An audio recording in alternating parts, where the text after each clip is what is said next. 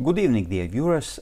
Let's talk about the war in Ukraine, and let me explain you what have happened in the Ukraine yesterday. There was battles all across the front, and there are successes of the Russian army in the north. And many of the analysts are saying that this is a big Russian counteroffensive that we see there.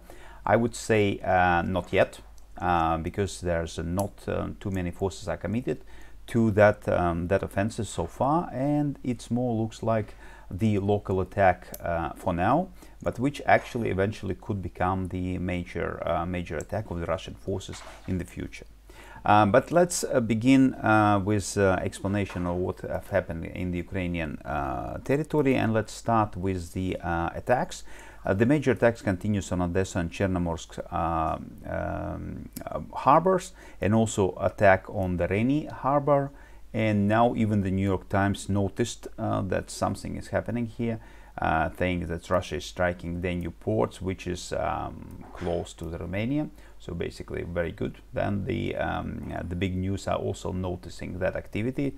That's not only those ports are important, this port is important too. There's one more attack of the Russians on Teresva, which is the bridge on the river between, which is the border between Romania and Ukraine. And we see that the bridge is damaged, and it could not be used in the nearest time. So basically there's some time is needed for the repair of the bridge, and Ukrainians will not be able to receive any support via that bridge. In the Black Sea, there's a couple of the events which need to be explained. Number one is the Ukrainian drones attacked the Russian ship. It's a patrol ship Sergei Kotov, one of the modern ships of the Russian Black Fleet. All the drones were destroyed, but I am sure that it's not the last attack that we see on the Russian ships in that area. And what this ship was doing here in the southern part of the Black Sea, I think it was on the interception mission, and I think we will see more Russian ships in that area, where they will try intercept all the, from their point of view, suspicious ships that are going with a cargo to from southern part of the Black Sea to the Ukrainian ports. Ukrainian also attacked the targets within the Crimea.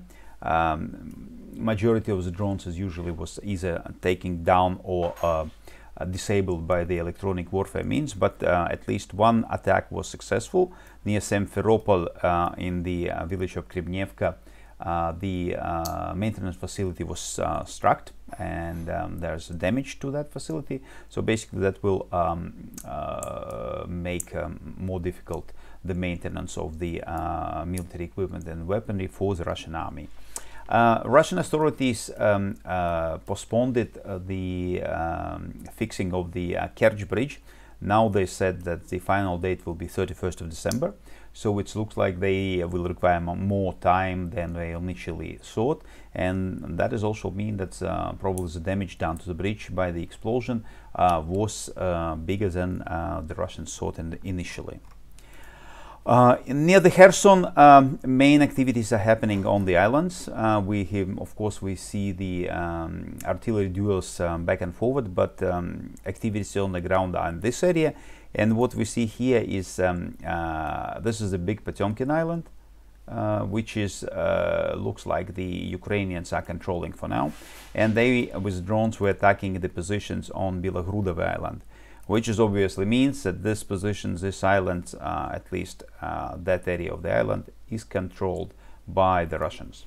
So basically both sides are fighting for the control over the island. So what we will see in the upcoming days and weeks, that's the attacks from one side and from the other side, trying to gain control of as many islands as possible. On the Zaporozhye directions, unexpectedly was busy, especially the busy night. So Ukrainians were successful in the direction of the Kamyansk. We saw again attacks in Robotyne, with the larger force than it was expected, and we see minor skirmishes in Staromayorsk. On the direction of Kamyansk, usual attacks towards Zherebyanki, unfortunately with the same results. But in the north, in the area of Kamyansk, here both sides tried to counterattack and solve the push the other side further down. Well, actually Ukrainians were prevailed in that battle, and this is the about the amount of the territory now the Ukrainians took under their control. On the Robotyne directions, we saw the major attack, which came the same way from west from the Robotyne, and the other secondary attack was in the direction of the Verbove. There was no more attacks from the north of Robotyne. Well, unfortunately, the Russian helicopters and drones also were in place, so there was not any reported movement and captured ground by the Ukrainian forces. And as I said, there's the minor skirmish in Staromayorsk with no changes on the ground. Reporting on the battles, especially this battle on the Robotyne, it is very important to to be as precise as you can while you informing someone on the changes on the ground. And there are some hiccups from time to time happening, and this is one of those. There's a video which was distributed and showed in the internet, where it's called Ukrainian drone is destroying the Russian tank. When you look into the what the drone is used is Lancer 3 drone, and the Russian tank which is destroyed in that attack is Leopard 2A6. And most certainly this video was not done by the Ukrainian armed forces. So well, it is important for the mass media, when they're actually showing the results of the battle and explaining what's happening, try to be as precise as possible.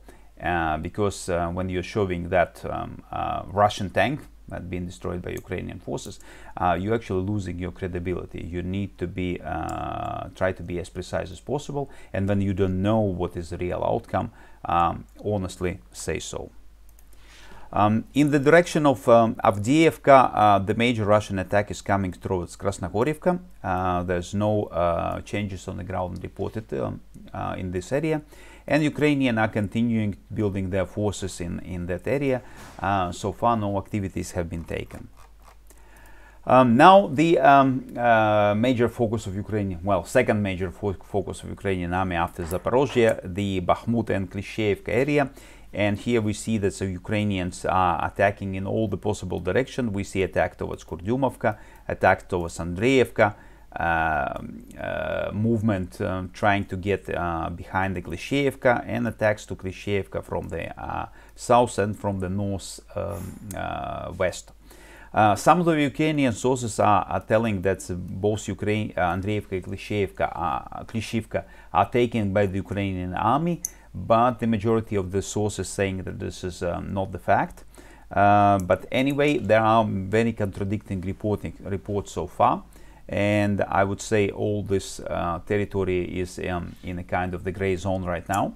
So, but I am sure that in a couple of days, maybe even tomorrow, we will see a much clearer picture of what is going on the ground. In any way, this is the successful Ukrainian operation. I don't think that the Russians, I'm not sure about the Andreevka, but most certainly to keep Klishchiivka will be extremely hard task for the Russian forces in that area. There's another gray zone which I see in that area, and this gray zone is I call where's Russian helicopters and aviation, because it is obvious that 72nd Mechanized Brigade and Chechen Akhmat forces are lacking both the needed personnel and artillery support actually in order to conduct successful defensive operation here. Well, that is okay, but that could be compensated by the air support. and air support is certainly not here. Why the Russians are not redirecting some air assets to that area, it's still remains unknown. But as Clausewitz said, it's a fog of the war. You never know how the decisions are made and why are troops committed to the areas they are committed and not and they are not sent to the other area. In the direction of Seversk Solidar, there's one noticeable attack, this time by the Ukrainians from the Razdolivka in the direction of Krasnopolivka. No changes on the ground reported yet. And this is the unit which is fighting from the Razdolivka. Ukrainian unit is very active, and they have some advances in the previous week, and well, they are active and continue attacking Russian forces. In the Liman area, there is the Russian forces near the Torsky and Zarichne woke up. Now we see after the short pause, they are still again renewed attacks towards Torsky and Zarichne with no success so far. And there are continuous reports on the fierce fights in the Serebryanka forest. Ukrainians are also trying to counterattack where they can. Well, those reports we've been hearing for about 2 months now. So there's progress from the Russian side is absolutely minimal here. Now to the Kupiansk front, there are major activities of the Russian army. What we see is the 3 directions where Russians are attacking. One is Sinkivka, no success so far. The other one is direction from Karamzinivka, and here we saw that Ukrainian forces committed some additional troops, and it looks like, at least for now, the Russian attack have stopped. However, the Russians attacked in the other area towards from Raihorodka towards Nadiva and Sergeyevka, and theirs have much more success in the previous day. And just to show you it on the sketch, from the Raihorodka, Russians previously were attacking and took over Sergeyevka, and were attacking Nadia. Yesterday it was reported that Nadia is taken, and the Russian forces continue their movement further to the west. Yeah, and there is they are also expanding to the south, and also forces from Novogeorgievka expanding to the north. So basically, they it looks like they met each other here, and they are controlling this area. There's unclear where the front line is going right now, but majority of the trusted sources that are reporting on the war of Ukraine is telling that actually it's probably the border between Kharkiv and Luhansk area right now, and then it goes down something like that. So basically now we see that's actually the main attack and main successes of Russian armies are not in that direction, but actually in that direction, which does not change the main objective here and their pattern of activities, because I'm still convinced they're going for the Barova, and now they will put more effort on that part of the that direction of attack where they have more success, and they will commit more forces on the area where they have a success. If we look into the Karmazinivka area, there's the Russian attacks have stopped. We see that Ukrainians are actively counterattacking in different directions, and at least so far we have not heard about any further advances of the Russian forces. There's an unclear situation here at Tverdokhlebove and Novogeorgievka. We don't know really where the fighting is happening, because half of the sources are telling it's still Novogeorgievka, half is talking about the Tverdokhlebove or somewhere in between. So basically typical gray zone, but I'm sure tomorrow we'll have more information, and I will tell you where the fights moved further. The Russians attacking, or Ukrainian counterattack was successful, and they somewhere closer to Novogeorgievka. On the Kharkiv area, we see again active Russians attack on different positions. Their military reporters are telling that those are the concentration areas of the Ukrainian forces. Well, nevertheless, anyway, we see the active Russian artillery in that area. but of course there's no action on the ground, and I don't think we will see them in the nearest future. One interesting thing I want to tell you, there's the Fagin Live podcast, where it's led by a very popular guy, Fagin, and he has a I think every second day or in nearly every day with discussion with Arestovich, and on the 15th discussing the day 516, one of the topics was a topic about the PMC Wagner and their activities in Belarus and their possible directions of attack, where among the directions of attack we explained Poland, and they link it with the discussion that President of Belarus Lukashenko and Putin had a couple of days ago, talking about the Wagners who want to attack Poland immediately. And they also mentioned the Lithuanian and Latvian territory, where actually they're under the threat of the Wagner PMC. I would say it's a highly exaggerated threat, because Poland, Lithuania and Latvia are the NATO countries. There's a NATO troops deployed in every 3 countries. There's not only the forces of those countries who are currently ready to defend them. And I don't think the Wagner at that moment is posing any military threat to the 3 countries. However, having said that, that does not mean they do not possess any threat at all. We know that all 3 countries have a kind now hybrid for more than a year, the hybrid threat on our border, where the Belarusians are artificially gathering the people from different poor countries in the world and trying push them through the border. Well, that activities, and this is constant activities which do not stop. And I think that's what could happen. We could have an escalation of the tension on the Belarusian, Polish, Latvian and Lithuanian border. And that escalation could go, I think it will go gradually forward, but I don't think it's ever going to get to the military confrontation soon. So returning back to the major questions on the attack, if we look into the, is it the main attack of the Russians? Is the main counteroffensive started? I would say rather not, because the area that Russians are controlling now is rather limited. Before, I think, before they actually taking Barova, and splitting Ukrainian forces in 2, and creating the credible bridgehead over the Zherebets, or even over the Oskil River, I don't think Russia will commit the major forces, and I don't think we will see the major counteroffensive in that area. However, such possibility exists. If the Russians will be successful in that direction, we might see something like that in the upcoming weeks and months.